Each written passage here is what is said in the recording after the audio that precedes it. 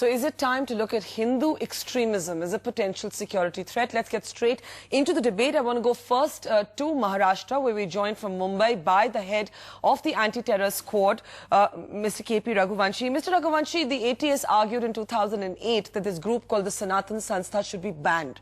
Why did you feel the need to make that recommendation? That is why we thought and we have made such recommendation. All right, but you know this phrase, Hindu terror, saffron terror, Hindu extremism, is that the prism through which the ATS views this? Look, one thing I want to make it clear that we normally don't go by these kind of things. We try to connect crime to the criminals. Earlier also we have said that any such incident happening, we incidentally might be involved either a Muslim or a Hindu. We don't go by religion. But definitely of late, in 2006 in Nanded and Purna and Parbhani, Jalna and last year Malegaon, we have found that these outfits, all the accused were all belonging to Hindus. So that is why this thing has been noticed. And last year, as I mentioned earlier, in Thane, Panvel and Vashi, these groups, the culprit behind these incidents were also from Hindu community. That is why we can definitely say that this trend is emerging, and people have since 2002 till 2008, as many as more than 10 such cases have been reported. All right, that's quite clearly and calmly said. Let's get straight now to the rest of our panel. Chandan, let me start with you.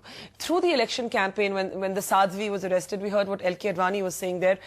There was a sort of view within the BJP that, you know, there is something not quite adding up in this particular case when it came to the Malegaon blasts. Now the shoe's on the other foot. Now it's actually a non-BJP government in Goa which is being accused of the same. Does that change the BJP's view? No, I don't think so. I think Mr. Advani, the very limited point he made, and I think he stressed it repeatedly, that the law must take its course.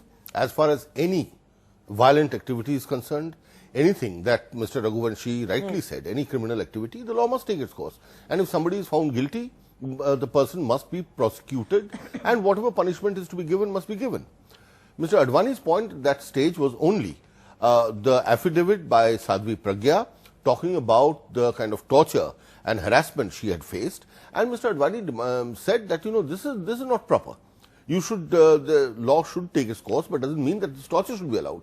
But subsequently, you see, the fact is that most of the charges brought against the so-called Hindu, quote-unquote, Hindu terrorists have all proved to be getting nowhere. But do you believe, but you heard Mr. Raghuvanshi was saying that there's evidence that many of these groups who are from within the Hindu community are linked to several different blasts, Malegaon, Thane, Nanded, now in Goa. I would say that whatever proof the police have should be presented in court, people should be charge sheeted and cases should be instituted.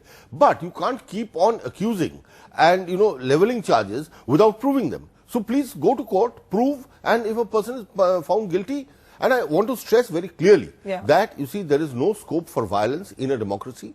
Whoever commits it is subject to the law of the land, and the law must take its course. All right. Let me take that to Teesta Setalvad, someone who's done a lot of work in this area. Teesta, that seems reasonable. Let the law take its own course. And if the due process of law is not followed, then the BJP has a right to object. In Goa, it's actually the Congress government that's on the mat.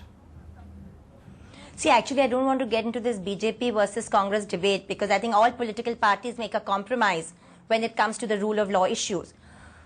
Nanded, let me tell you, Nanded 2006 and Nanded 2007, there were two separate incidents of blasts.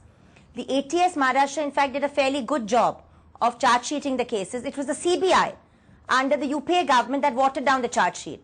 So I don't want to get into this BJP-Congress business, because politicians, for all sorts of reasons, whether they are Congress or BJP, influence charge sheets, influence investigation. My point is very simple, that torture is bad, torture is wrong, whether it happens to a Sadhvi or whether it happens to a boy from Jammu and Kashmir. The issue here is that if there is proof. Tuba.com